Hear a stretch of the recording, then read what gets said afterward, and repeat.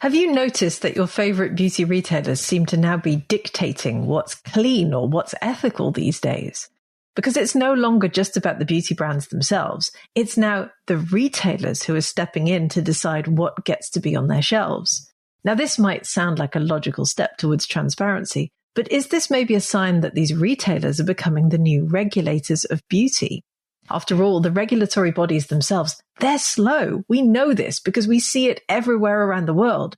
In the USA alone, it took 84 years to update the legislation that regulates the cosmetics industry. 84 years! And even now, parts of it aren't yet fully clear. It takes time to regulate and to legislate.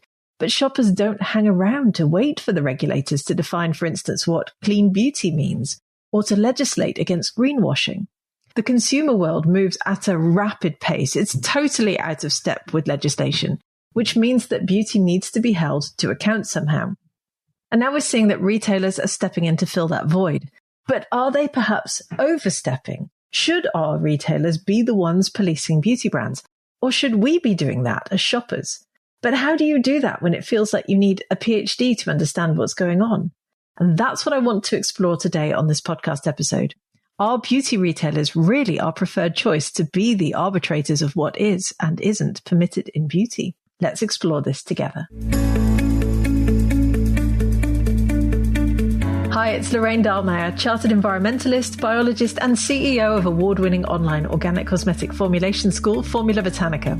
I host the Green Beauty Conversations podcast, and these are my Green Beauty opinions, in which I challenge the beauty industry's terrible track record on sustainability and share my thoughts on how we can make the beauty sector a better and more sustainable place.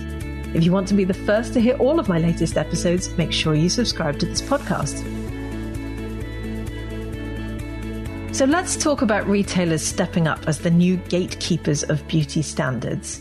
As we heard last week on the podcast, I interviewed Kimberly Schenk, the founder of Novi, a US-based platform that helps retailers and brands to meet this surging consumer demand for these different standards. And if you haven't heard that episode yet, make sure you queue it up now, as Kimberly shared so many fascinating insights.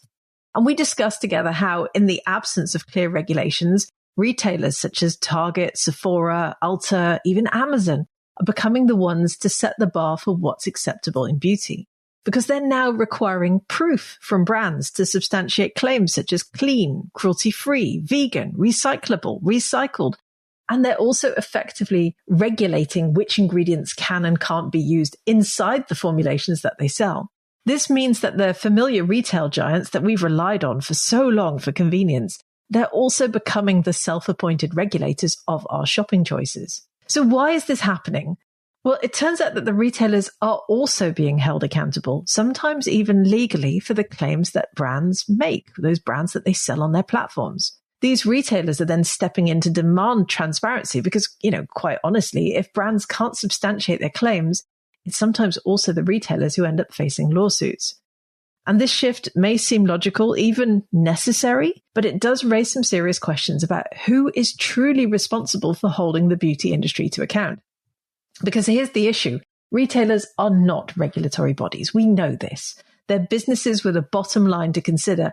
And in the rush to keep up with consumer demands for transparency, they're setting their own standards, each with their own unique version of what, for instance, the word clean does or doesn't mean.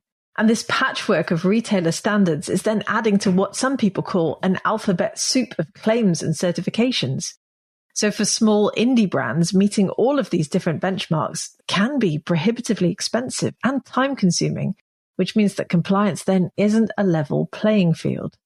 But in an interesting twist, we're also seeing that some of the bigger brands are being held to account to standards originally set by the indie sector. This is truly a fascinating development. And I can fully understand why companies such as Novi are thriving in this environment, because quite simply, brands need them.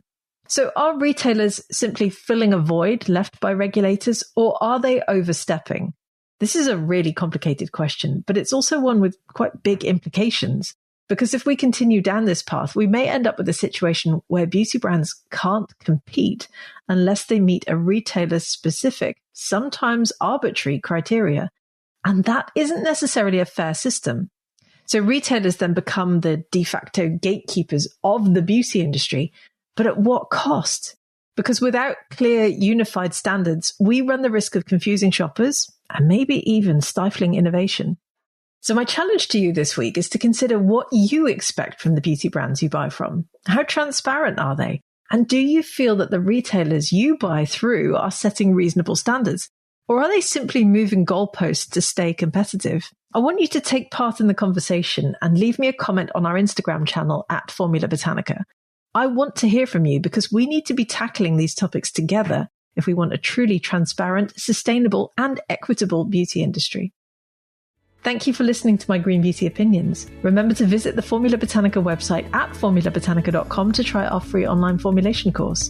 And if you haven't subscribed yet to the Green Beauty Conversations podcast, please make sure you do so now in your favorite podcast app. Leave me a 5-star review if you enjoy the conversations I host, and I'll be back soon with my next episode.